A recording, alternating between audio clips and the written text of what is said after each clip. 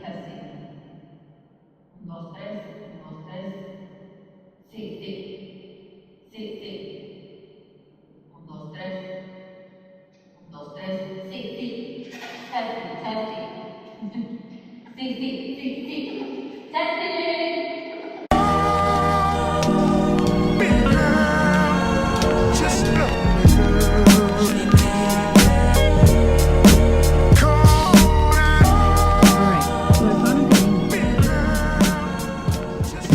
Hi you guys, my name is Araceli, aka Chelly.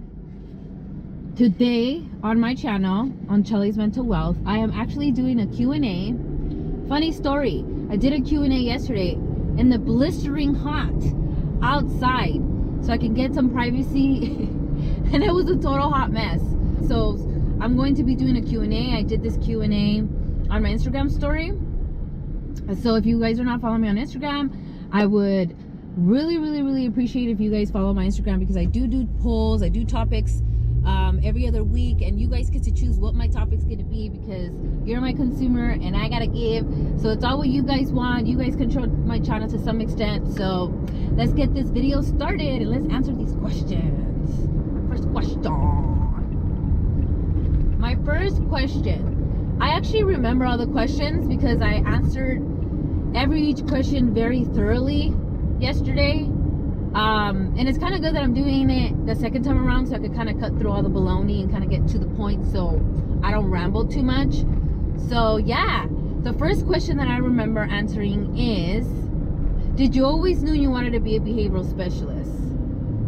How did you become a behavioral specialist?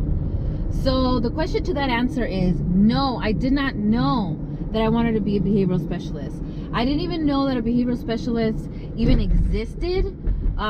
That position has been existing for, I would say, maybe 10 plus more years. It was created by LA County, and as the years went on, it just, depending on the agency, some behavioral specialist roles have gotten extended with other duties and with other type of like behaviors that you kind of try to tackle.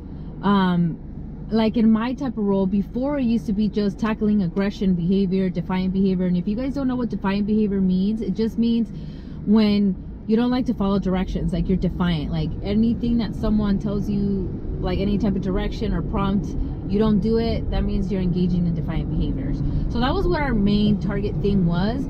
And then as our agency grew, it's more broad, where we target clients that suffer with depression, anxiety, social anxiety, depending on their mental diagnosis. That's pretty much what we do.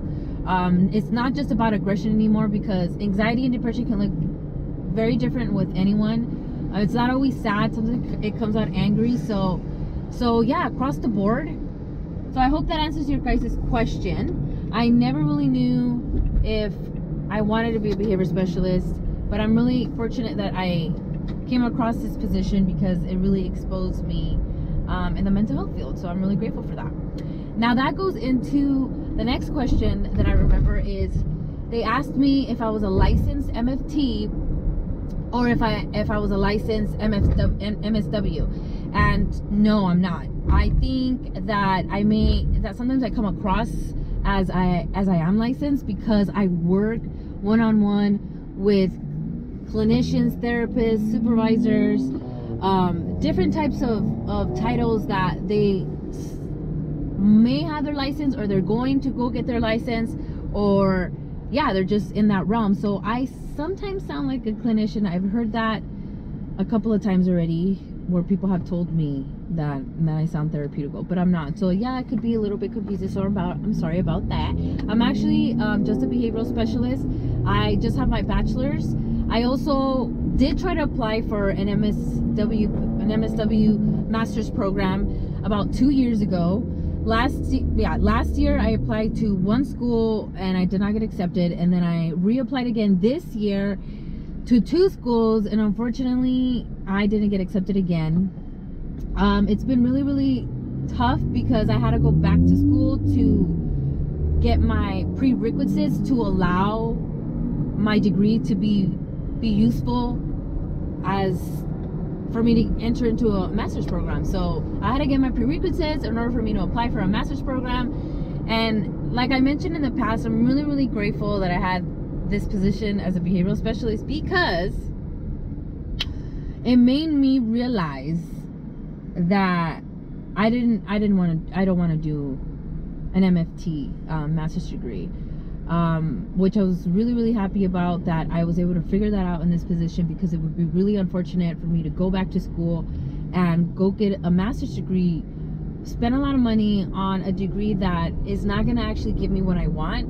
And that's when I made my decision to just do an MSW degree, but not just an MSW. It's I wanted to do the licensed clinician social worker, which kind of gives you it gives you the opportunity to do therapy work still, but also do more of a macro type of titles, where it's more management, it's more case management work.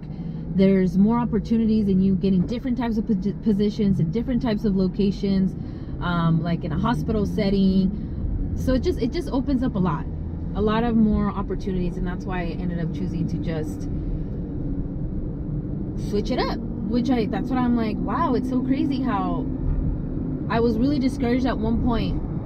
And that kind of goes into the next question that someone asked me, which was, you know, that they were having a really, really hard time at school, and because of mental health issues, and she wanted me to explain how my education journey was. And it was really, really, really, really, really, really, really, really, really, really, really, really different, and there was a lot of ups and downs. It was very stressful, but nonetheless, I don't regret any of it, because it took me to where I am now, even by doing this YouTube channel. So without me having this position, without me getting exposed to a lot of things throughout my life, and work positions, degrees, my classes, teachers I've met throughout the whole journey, I'm super grateful, like super grateful over everything.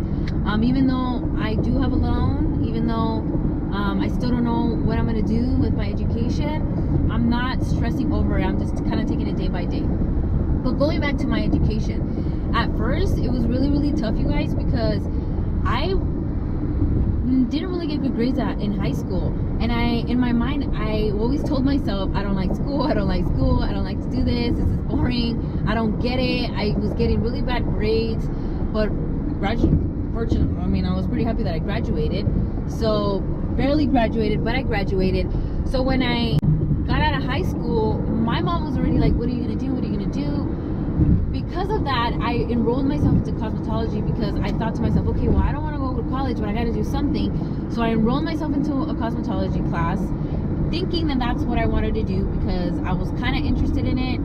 But in all reality, my passion wasn't really in it. So even though I went, it took me about, I would say, dang, like 2 years for me to complete my hours, because you have to get a certain amount of hours for you to get licensed as a cosmetologist, and it works the same way as being a licensed MFT, a licensed social worker. You have to do a certain amount of hours. So when I finished my hours, I was going through a lot of stuff too, mentally. I was just all over the place. I wasn't in the right state of mind during that time when I was 18 and 19. I was doing a lot of crazy shit.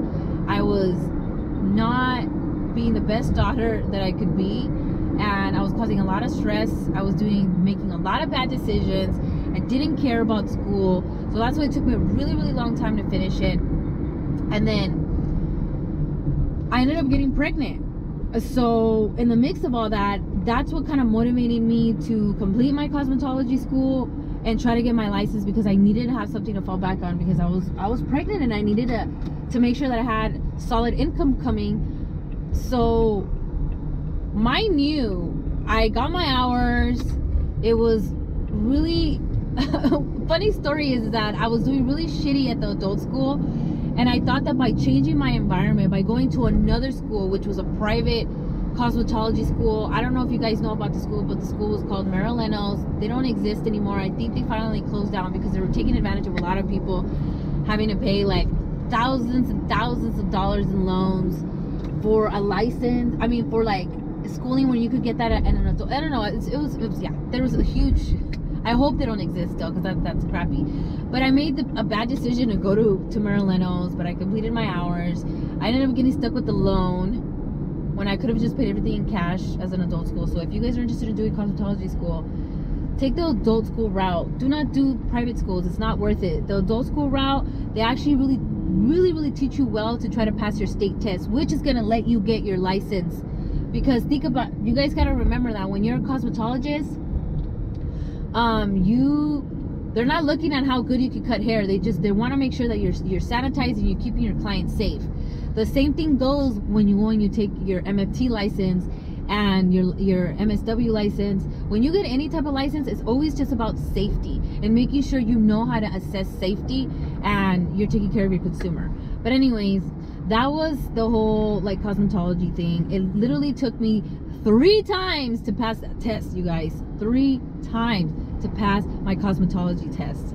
3 times. But I didn't give up. So that's the key. Even though you hit barriers and you don't pass, don't give up. Keep doing it. If you really want to, you're going to keep on trying, you're going to keep on studying, and you're going to do something different to make sure that you pass the third time around. All right? So anyway, so that was my cosmetology. So when that happened, I went back, I got my cosmetology license, and I just didn't want to work in a salon. Like, I realized like it's just not me. Cosmetology was just not my thing. So I ended up working at Target for about 1.5 years, and that's when my mom prompted me, you need to go to school, you need to do something. And I was like, you know what, you're right. And because in the back of my mind, I really liked the idea of being a therapist. That's when I knew. I was just like, I did like the idea of being a therapist, but because I didn't pursue it when I was younger or in high school, I always kept telling myself like, well, I want to be a therapist, but I don't want to do all that school. 4 years of school, oh no. Like, I was like, it's not worth it to me. I mean, I wouldn't mind being a therapist, but the school, nah. So that kind of like pushed me away from me to even do it. But since I was in a predicament where I had to like, be bringing the funds for my son and making sure he has a stable financial life, I decided like, you know what, I might as well, I have the support system. My mom has pushed me to do it. A lot of people sometimes don't have that, so I gave it a shot, and I kind of fucked up again because I was so eager to go back to school that I didn't do enough research as to what direction I should do. All I kept thinking about was like, I want it now, I want it fast. So I jumped into going into Everest College, and Everest College is another institute that got closed because they were taking advantage of students, like financially. I basically paid for an associate's in criminal justice, and it cost me 35 grand. Yes, people, 35 grand for an associate's, not a bachelor's, not a master's, but an associate's. And mind you, those credits are non-transferable. Why? Because it's not an accredited school. So it's like you waste all this fucking money, and then you have these credits that don't count. Like, they don't count. What the fuck? They don't count. So it was kind of hard, but like I said, I don't regret going to Everest College because I met a lot of great people there. I met a lot of great teachers that helped me and guided me to the right direction despite this big barrier that I had. And I've always kept like, I went to a point where I was calling my teachers and I kept saying, what am I going to do? I don't want to do this. I want to go back to school. And they kept asking me like, well, what do you want to do? And I'm like, I want to help people. I want to help people. It makes me feel good. And so they're just like, I want to be a therapist, I want to help people. And they're like, okay, well, they gave me great advice because they've had other friends that kind of felt through the same kind of situation as me. So one of my teachers told me to go to University of Phoenix, and he basically told me, they're not going to accept all, but at least they'll accept some, and that degree won't go to waste, and you can do something, and help people. And so when I went to University of Phoenix, I want you guys to know, if you guys went to a private school or an unaccredited school like ITT Tech, there's so many weird schools that are like, don't. But if you do, and if you want to continue with your education, your best bet is doing University of Phoenix, because they'll accept some and it will feel like you didn't waste your money. So they ended up accepting about, not 50, you guys, I think they only accepted like 40 or 30% of my credits, but I was okay. The only thing that sucked is because my loan was 35, California only gives you a certain amount of money that you're able to max out, if you guys didn't know that. So if you're borrowing a loan, education wise, okay, your max is $60,000 for an associate's and bachelor's. Once you pass your max, you can't take out loans anymore. You can't. They won't allow you until you get your master's program, until you go into a master's program. But they actually give you like a certain amount of money where you're allowed to take out from loans, and that's it. Like after that, you have to pay out of pocket. So there was a point where the counselor explained to me, like, you might have to pay out of pocket. And I was really scared, really stressed out, but I was able to, we figured something out where they have this program, but they ended up cutting off that program now, so that program doesn't exist. It was where you could go and take a test and test out. So I don't know if that exists still, but it worked out for me. And then now I have this really big ass loan. I have $56,000 worth of loans, of debt, with my bachelor's degree of human services, family and children. And the reason why I picked that degree is because in my mind, I thought I wanted to be an MFT, right? I wanted to be a marriage and family therapist. But like I said, when I started working, and I realized, like, okay, no, I don't want to do that. That's not what I wanted to do. That's why I needed to go back to community college and get my prerequisites so I can qualify to a master's program, because I decided not to pursue an MFT, and I decided to pursue a social work master's degree, whether it be clinical or just a regular social work degree. I had to go back to community college. So although you might take a while to get your degrees, and it's different for everyone, don't stress yourself out. You have your own journey. I remember that at one point I was getting my degrees way sooner than other people that I knew, and you know, I felt like I was already ahead. But now a lot of people are getting their masters and I'm way behind, like, and it does discourage me. I'm not gonna lie, it makes me sad. I'm like, oh my god, I don't got my bachelor's and they're already in a program and I'm not, or they got theirs and I haven't, and it's just like, and then you start to kind of compare yourself. But in all honesty, you guys have to really just focus on your own journey and how you get to where you want to be. I think one of the best advice that my supervisor has given me, or what she kind of acknowledged, is she realized, and I've also realized that during each job that I got made me realize what I really wanted to do. So take every situation and really look on both sides and take everything in consideration, because you'll never know. Everything, I don't feel like everything happens for a reason. I feel like stuff happens, and whatever stuff does happen is what you make out of it. Whatever choices you make, there's going to be something either negative or positive. Whatever decision you make, whether there's a negative, there's always a positive. Whether there's a positive, there's always a negative somewhere in there. Remember that, okay, you guys?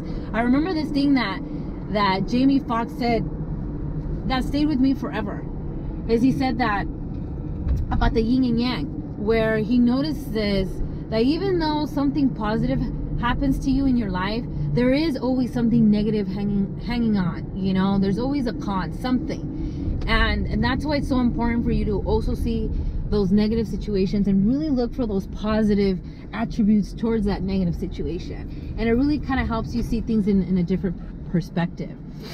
So my next question, I really hope that answered your question in regards to the school and being stressed out and the journey, because my journey was all over the place. So don't feel bad, okay? I always suggest to always do, like, go to a community college if you don't know what to do. Like, get your regular classes out of the way, do what you gotta do, but once you're in a certain age, you're gonna know what you, because I mean, shit, how do you even know what you want to do at 18 or 19? I also will suggest expose yourself to certain positions that you know will make you I'm trying to find a shortcut. Oh my god, there's way too much traffic. Try to find ways. I lost my train of thought. Damn it! I don't remember what I was gonna say. Mom, I don't remember. So sorry if it comes back to me. I know something important with like college, because I really want you guys to know about college. Oh yes, make sure that you expose yourself to certain type of career paths, certain type of positions that either you don't think you're gonna like, or you're iffy about, and things that you think you're going to like, so that you really are 100% sure that that's what you want to do. Expose yourself. Go volunteer for a couple of weeks, every other day, you know, I mean every other week, but volunteer, because believe me, it will make a huge difference in your ability to really decide, what do I really want to do, so you don't waste your time. But there's gonna be times where you think you did, and you know, you're in a position, you're like, man, this is not what I want, and then you switch again, and you go to another type of atmosphere, and then you realize, oh man, where I was before was a lot better. So there's a lot of different things where you can try to really figure out what is it that you want to do, and don't get discouraged if you're in a position where you don't like where you're at, because you can always change. And if you don't have experience, like I said, volunteer. When you're in a bachelor's program, sometimes they'll make you volunteer, and depending on what you're gonna do, but make sure you volunteer in places, or you pick a program where you're gonna get exposed to certain things where you think you're gonna like it, or you are not gonna like it. So you make sure that you know what you want to do. Okay, so what was my next question? I remember my other question was about, why is it that depersonalization, I'm going to spell it out for you guys on the screen. Depersonalization. If I say it faster, it's easier. Depersonalization. Why is it that depersonalization is not really talked about? Why? Good question. I know why. Because it's not really shown in the media. People who do have it don't really talk about it. They're ashamed because a lot of people don't talk about it. Some people that may be suffering with depersonalization don't know they have it. They don't get diagnosed. So until you see it being shown on television shows, series, Netflix, movies, you're gonna hear it more. Because one thing that I remember when I saw 13 Reasons of Why is Hannah in the first season, all the stuff that she was going through, she went through a lot of depersonalization.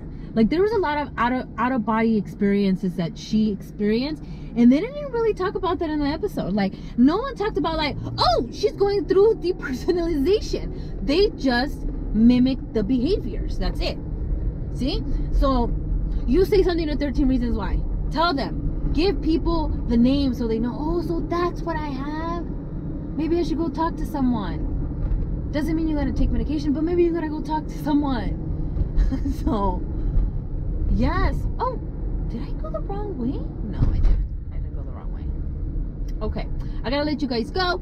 I'm gonna come back and answer the next questions when I come back. All right, bye. All right, I'm back. Chilling in my car for like, I think like 10 minutes. I was gonna try to be in here without the AC on, but it's hot. So my next question, you guys, I'm gonna turn off the radio, is, I'm not used to this thing. My next question, hold up, hey, hold up.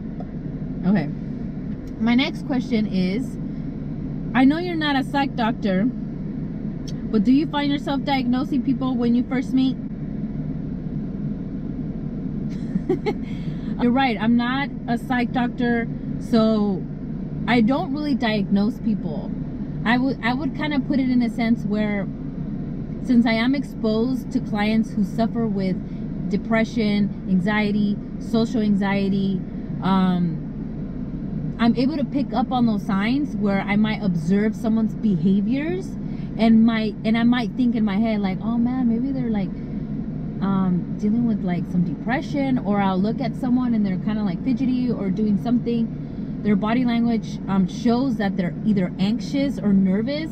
So those are just the things that I've noticed, that I do notice, and I kind of like, I'll pay attention, but I don't diagnose people because I do not have a master's, and when you have a master's, you take other classes that help you in the process of identifying if someone is depressed or anxiety. So yeah, I can't really do that. I can only really kind of suggest and recommend and kind of have an idea.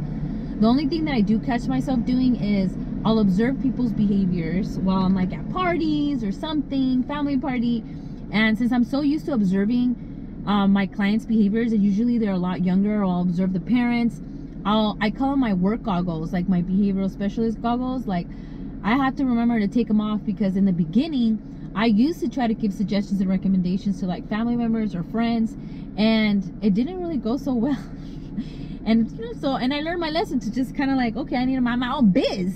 Just need to mind my own biz. And that's what I did. I stopped. I only suggest something or recommend something when I feel like it's like 100% like, you know what, I'm not gonna use work related type of language, but I just want to come in a way where I'm like concerned, so, but I don't do that anymore. I really try my hardest not to. It's like, why would you want to do that at work? I mean, at home, when you're doing it at work all the time. But it becomes such a habit of you observing certain behaviors, and then right away like certain signs pop up in your thing, that it becomes a habit. I just kind of keep it to myself and I don't say nothing. Or sometimes I'll talk to my partner about it. Like, hey, I noticed this and this. I wonder if this, and then that's it. And I just think about it, because I'm just theorizing. I'm just assuming. So I don't really know 100%. So why should I even say anything to anyone? It's just my own observations, my own experience, and I still could be wrong. So I have to take that in consideration. Now, the other question was, and I remember it said something about, do you know any weight loss tips? It says, let me see. A question that someone asked me was, how to deal with weight loss tips and feeling fat. I have so many suggestions when it comes down to that.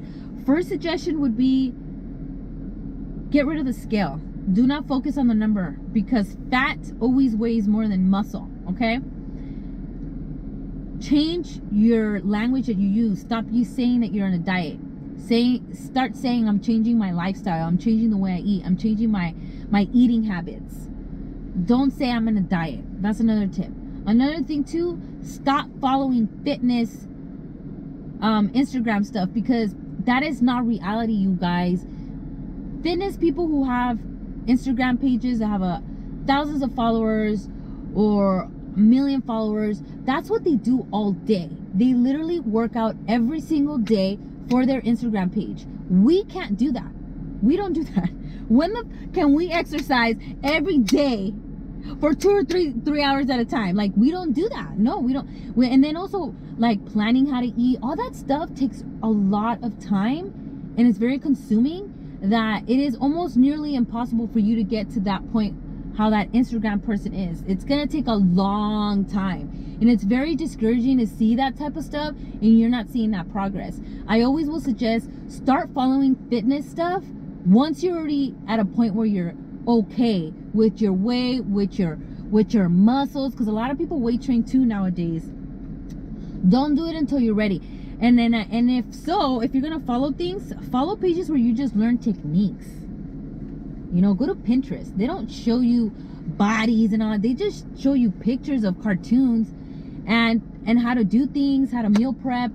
That is one of the biggest things that I will always say. Stop following those fitness people until you're ready, because it's very discouraging, because that's just not real life. It's kind of like a model when they face tune.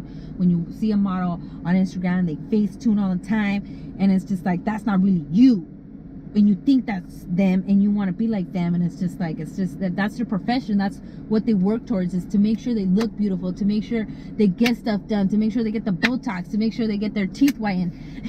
That's their job, to look their best for their Instagram page. Okay, you got to look at it in that sense. Just like me, right?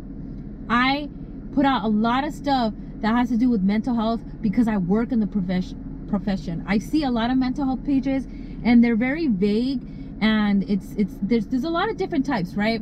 And I think that the difference between my page and other people's mental health pages is that I bring something else in the table, and there's a lot more things because I'm doing it every day. Like, I'm working in the mental health field, and a lot of these mental health pages, they're not really in the field, and if so, some of them just have private practices, which is a little bit more different than actually working with your community.